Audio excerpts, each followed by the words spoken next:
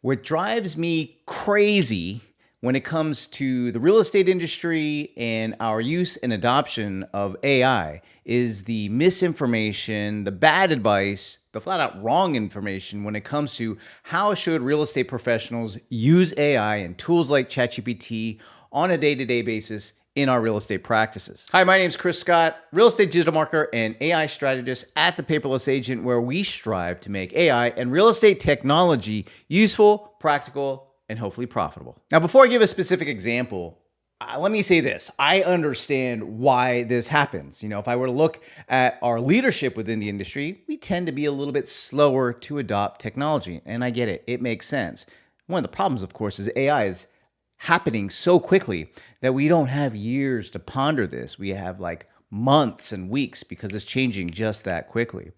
I'd say the other side of it is there is a gap, or there's a void of information when it comes to real estate professionals who have taken the time to really work in AI, because after all, we're here to help people buy and sell real estate, not go figure out the latest AI technology or tool that might help us. So there's definitely a void within the space. So there's definitely a void when it comes to the creation of that knowledge that we can share with each other.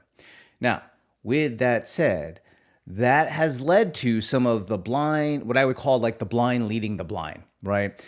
Someone who maybe has an idea on how you could use it, but it hasn't actually been tested and vetted in a real estate practice or a real estate firm or brokerage to see how does this work. Let me give you a specific example. Not long ago, I went online searching for ways that I could use AI and tools like ChatGPT to improve our listing appointment process. Specifically, I was looking at, is there a way to incorporate AI into the creation of our listing presentation? And so I, of course, did some searches, and I came across some pretty cool and interesting videos saying, use this prompt and use this processor technique, and it's going to produce this beautiful listing presentation. Now, one video in particular I was watching, I became a little suspect of the advice, because when I was looking at the prompt that the person was sharing, it was only like 5 sentences. Now, I do a lot of prompt engineering myself, and I've applied it throughout our real estate practice in all parts of our client experience. And so I know it's pretty rare for something that's big, right? Like a listing presentation, for it to be a 5-sentence prompt. Anyway, so I decided to give that prompt a try. I literally typed out the prompt that was shared in the video, and then I went to ChatGPT. I dropped that prompt in there, and I got a result. And it was not by any stretch, by any means, a usable result. Now, let's keep in mind, what exactly was the advice? The advice was to go to ChatGPT and use the prompt that the person in the video was sharing. So I did that. And what I got was not a usable listing presentation, not a usable listing presentation process, not usable listing presentation slides. Why is it? Well, if you dig below the surface and you look at how AI works, well, it went out and it looked at its training data and maybe even did some searches, and it synthesized all these practices into a series of texts and words and suggestions for images that would go into a listing presentation. But it was a synthesis of a lot of information that was out there, and sometimes that synthesis can actually invalidate the source information. Meaning, if I were to take information from one source, which might have been true, but then add information from another source, well, it doesn't mean by adding one and one that you're going to get a better output. You just get a different output. And so when I was looking at the listing presentation that I produced, I imagined myself trying to deliver it. And I actually ended up running the prompt multiple times just to see what would happen. And here's the really interesting thing about this experience that I had, was that every time I ran it, I got a very different output. Sometimes it was a handful of slides. Sometimes it was a bunch of slides. Sometimes it had one format or recommendation or series of slides, and then other times a different one. And I realized instantly, like, well, there's no way I would be able to use this every time I had a listing presentation. And why is that? Well, first off, translating it from the ChatGPT response into actually a usable slide format would be a lot of extra steps. Especially if I already had a listing presentation like I do that is designed and thoroughly practiced and rehearsed and engineered to produce the outcome that I want through a series of conversations that we have, that was going to take some time just to create the thing. in another document that I could share. But here was the even bigger part was that I know from experience that in order to give and deliver a great listing presentation, it takes practice, it takes rehearsal. That's how you achieve mastery. And there's no way you could achieve mastery on something if it's constantly changing. You need that listing presentation process and information to be fairly consistent so that you can master your delivery of it.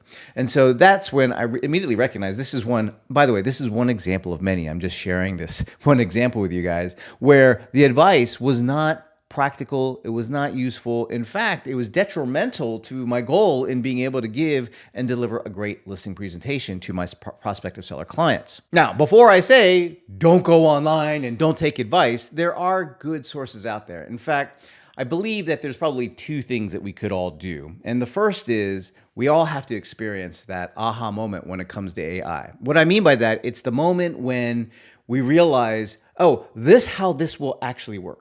You know, for me, it took working with a consultant and asking them to do an audit of our practice and an audit of our business to make some suggestions and recommendations on where we might be able to apply AI. And when they came back with an audit, and they were actually like lined out specific business processes, and they gave me the specific prompts that they had engineered to put into those processes. And they even had like a business automation software where they showed us how we could use both AI and automation to streamline and just deliver a better client experience. And that for me was the aha moment when I thought, oh, okay, so I can use AI, I can use automation software, and I can put these things together now with AI agents to have a whole bunch of employees that are digital employees that are out there delivering a great client experience for me.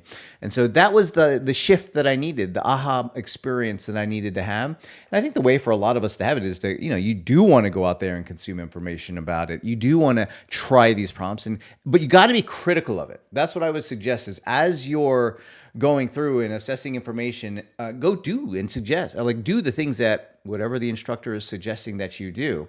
And I always look for practical stuff, right? I don't need to know theory of AI. I don't need to know very much theory on prompting. I need to have the tactical, useful information. How do I solve a specific problem using AI? And then I can go do that. And that, for me, constantly produces now new mini aha moments on, oh, this is how I can use automation software, or how I can use this agentic solution, or whatever it might be. So first, we got to have the aha moment, and that's something we all can. We can create that experience for ourselves just by learning and doing. The next one is a very practical application of AI. What I suggest, and it's something that I suggest that everybody do, is take stock and take inventory of your client experience.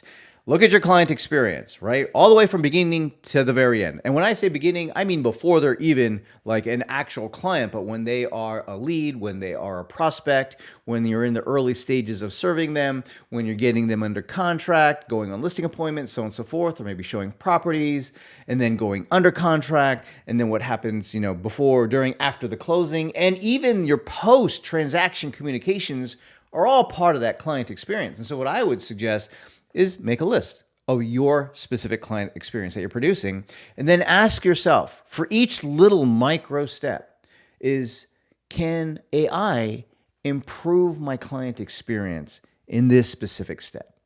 Because it's much easier to take on a small piece and improve that piece with AI than trying to replace your entire system. So for example, you could just use AI if you're using a pre-listing packet that you're sending to sellers before you go on a listing appointment. So that would be one specific use. And I think we even have a video on our channel about a prompt that you can use to be able to generate it. But it's pretty straightforward. You can use a CMA on a specific property, or even just information available on the internet for a specific property, to create a personalized, customized, very valuable pre-listing packet for your prospect to seller to send before you're going out there. So that'd be one example of taking one part of that client experience, asking how I can use AI, or what prompts or what process do I need to use to deliver that experience, and then implement it, use it, learn from it, and then move on to another step. It might take some time to address your client experience, but I found there are oftentimes places where AI isn't appropriate. Like in that listing presentation example, it makes more sense to not have AI improve the slides to my listing presentation because it would become unpredictable. Now, with that said, another way I could use AI or improve my client experience is actually take a recording, right, a transcript of the listing presentation. As I've delivered it, obviously I have to get permission from the person who's in the room. Take a recording, run that transcript through ChatGPT, and ask it to evaluate my consultative process, right? So I can get really good expert coaching and advice on what I'm doing in that listing appointment. So that would be another way that I can improve my client experience, is actually upskilling myself and using AI to do it. So those are the two ways, right? Have that aha moment or manufacture that aha moment, and then evaluate your client experience and ask yourself, where can I apply AI to improve this for my customers and my clients? If you found any part of this video useful, practical, maybe even profitable, please be sure to like this video, subscribe to our channel, maybe even drop me a comment on this video, and I'll see you in the next video.